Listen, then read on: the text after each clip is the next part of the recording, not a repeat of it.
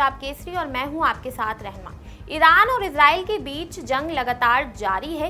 दोनों ही एक दूसरे पर हमलावर हैं और दोनों ही देशों को भारी नुकसान हुआ है।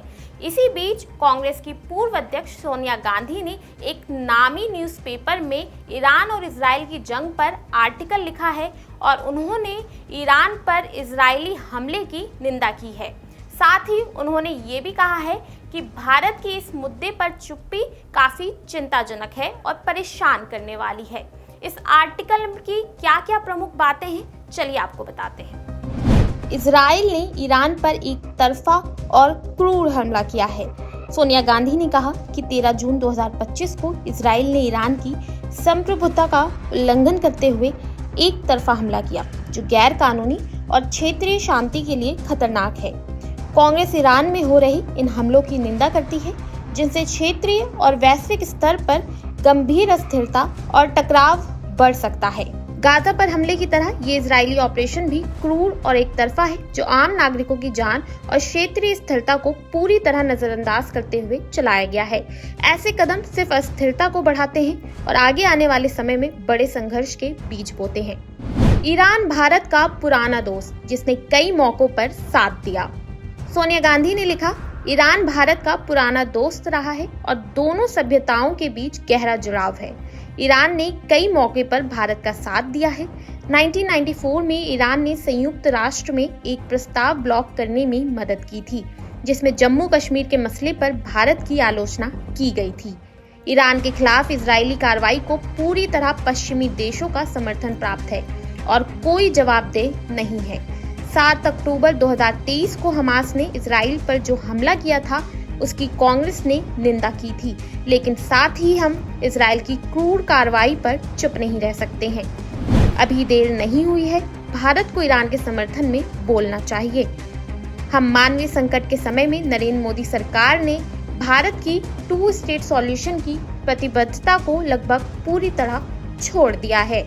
एक ऐसा समाधान जिसमें स्वतंत्र फिलिस्तीन इजराइल के साथ सुरक्षा और सम्मान के साथ मिलकर रह सके। गाजा में हुई तबाही और अब ईरान के खिलाफ बिना उकसावे के हुई सैन्य कार्रवाई पर भारत सरकार की चुप्पी दिखाती है कि भारत अपनी नैतिक और कूटनीतिक परंपराओं से हट रहा है। ये सिर्फ आवाज खोने की बात नहीं है, बल्कि मूल्यों का भी त्याग है। लेकिन अभी भी देर नहीं हुई है। भारत को स्पष्ट रूप से बोलना चाहिए, जिम्मेदारी से व्यवहार करना चाहिए और हर कूटनीतिक माध्यम का उपयोग करना चाहिए, ताकि तनाव को कम किया जा सके और पश्चिम एशिया में बातचीत को बढ़ावा दिया जा सके।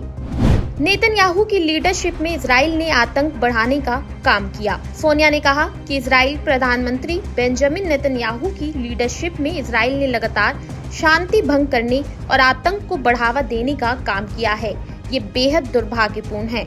उनकी सरकार लगातार अवैध सेटलमेंट को विस्तार दे रही है, अति राष्ट्रवादी लोगों के साथ मिलकर काम कर रही है और 2 स्टेट सॉल्यूशन को पूरी तरह नकार रही है। इससे न सिर्फ फिलिस्तीनी लोगों को तकलीफ बढ़ेगी, बल्कि पूरा इलाका ही लंबे समय तक चलने वाले संघर्ष की तरफ ढकेल दिया गया है। इतिहास हमें बताता है कि नेतन्याहू ने ही उस नफरत को हवा दी थी, जिसके चलते 1995 में इजराइल के प्रधानमंत्री यित्ज़हाक राबिन की हत्या हुई थी और फिलिस्तीनियों और इजरायलियों के बीच शांति की सबसे बड़ी उम्मीद खत्म हो गई थी। नेतन्याहू का ट्रैक रिकॉर्ड बताता है कि वो बातचीत नहीं चाहते, बल्कि मामले को बढ़ाना चाहते हैं। इजराइल दोहरे मापदंड दिखा रहा है, ये मान्य नहीं। ये माना जा सकता है कि इस क्षेत्र के इतिहास को देखते हुए इजराइल की सुरक्षा चिंताएं जायज हो सकती हैं, लेकिन दोहरे मापदंड मान्य नहीं है। इजराइल खुद एक परमाणु शक्ति है और उसका अपने पड़ोसियों के खिलाफ सैन्य कार्रवाई करने का लंबा इतिहास रहा है। वहीं ईरान अभी भी न्यूक्लियर नॉन प्रोलिफरेशन ट्रीटी यानी NPT का हिस्सा है और उसने 2015 के परमाणु समझौते का पालन किया।